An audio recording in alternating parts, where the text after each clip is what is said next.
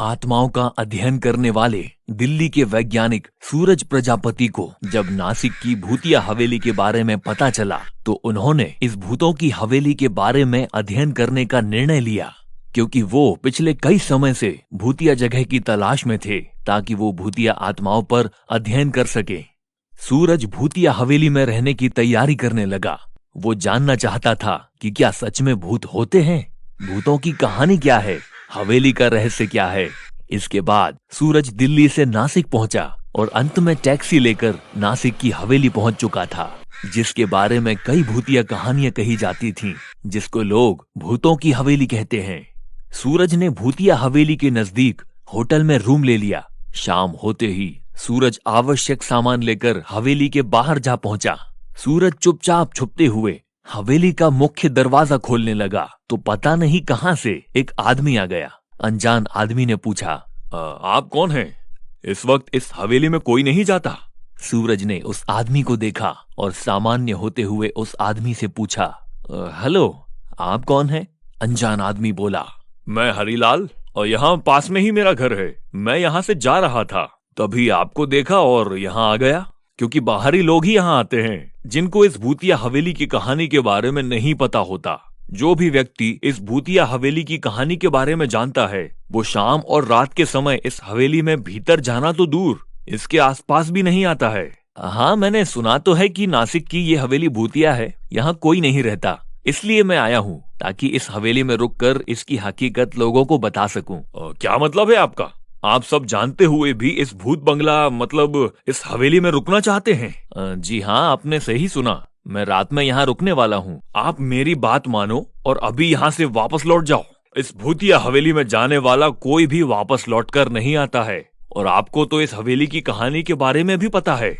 हरीलाल की पूरी बात सुनकर सूरज बहुत खुश हो गया, क्योंकि उसको आत्माओं का अध्ययन करने के लिए ऐसे ही मौके की तलाश थी और वह मौका आज उसको मिल गया था। सूरज को खुश देखकर हरीलाल आश्चर्यचकित होते हुए पूछता है, इस भूतिया हवेली के बारे में सब पता होने के बावजूद भी तुम इतना खुश हो रहे हो, क्यों?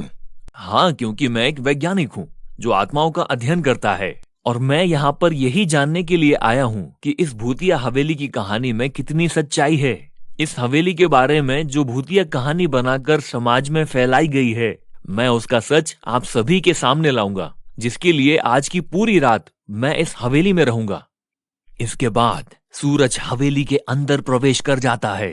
हरीलाल की सूरज को रोकने की सभी कोशिशें नाकाम हो जाती हैं। सूरज के अंदर जाते ही हरीलाल भी जल्दी जल्दी अपने घर की तरफ लौट जाता है।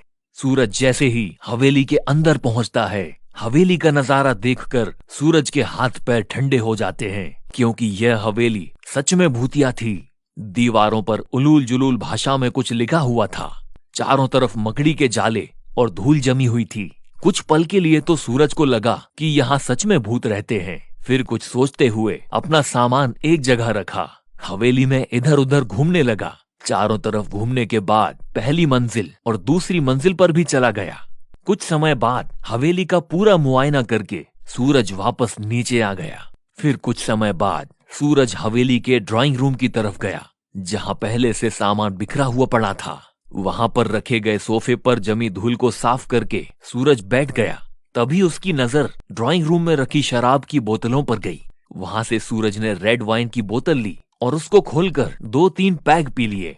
शराब पीने के बाद सूरज अपने मोबाइल में गाने चालू करके झपकियां लेने लग गया। जैसे ही सूरज की झपकी लगी तो दूसरी मंजिल से फ्लावर पॉट नीचे फेंका गया, जो फर्श पर गिरते ही टूटकर बिखर गया। फ्लावर पॉट के गिरने की आवाज से सूरज डर गया और झट से खड़ा हुआ। तभी ड्राइंग रूम का बल्ब बंद चालू होने लगा। इसके बाद पूरी हवेली के बल्ब एक साथ चालू बंद होने लगे, जिनको देखकर सूरज बुरी तरह डर गया और डर के मारे पसीने से पूरा भीग गया। अचानक से सब शांत हो गया, मानो जैसे कुछ हुआ ही ना हो। सूरज खुद को संभालते हुए कांपती आवाज में बोला, कौन है यहाँ? तभी एक कुर्सी सूरज की तरफ उड़ती हुई आई, जिससे बचने के लिए सूरज साइड हो जाता है और कुर्सी दीवार पर लगकर टूटकर वहीं गिर जाती है।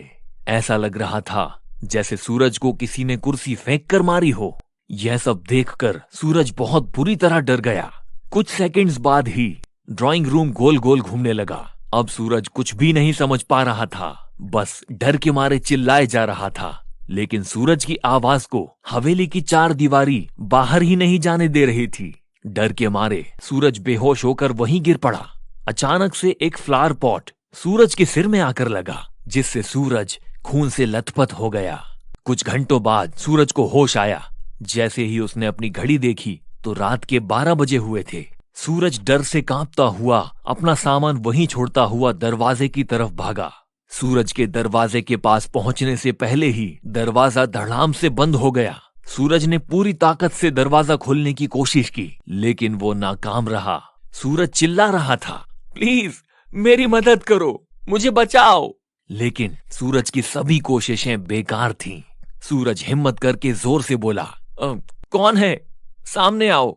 तभी सूरज के सामने 6-7 फुट लंबा एक काला साया उसके सामने खड़ा हो गया, जिसकी लाल आंखें आग के समान थीं।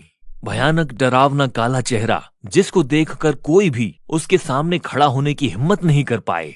उसके बड़े बड़े घुंघराले बाल, बिना पैरों का वो काला साया जमीन से 5 फुट ऊपर हवा में ही घूम रहा था, जिसको देखते ही सूरज का गला सूखने लगा। पूरा शरीर पसीने से तर हो चुका था। सूरज ने पूछा, कौन हो तुम? मुझे क्यों मारना चाहते हो? मैंने क्या नुकसान किया है तुम्हारा?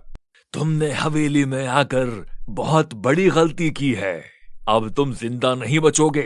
मैं सबको मार दूंगा, किसी को भी यहाँ नहीं रहने दूंगा। कई साल पहले इसी हवेली के मालिक ने किसी गलती के लिए मुझे तड़पा तड़पा कर मार दिया था और इसी हवेली में मुझे दफना दिया था। मेरी आत्मा हवेली में ही कैद हो गई, क्योंकि यहीं पर मेरा खून हुआ और यहीं मुझे दफना दिया गया।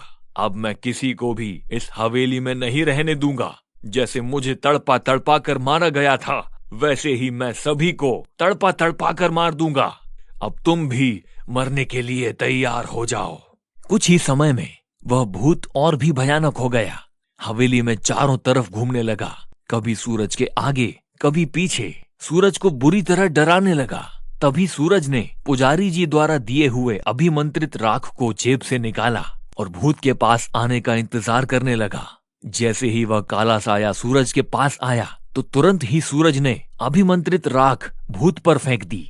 अभिमंत्रित राख के गिरते ही भूत भयानक आग में जलने लगा और जलकर भस्म हो गया।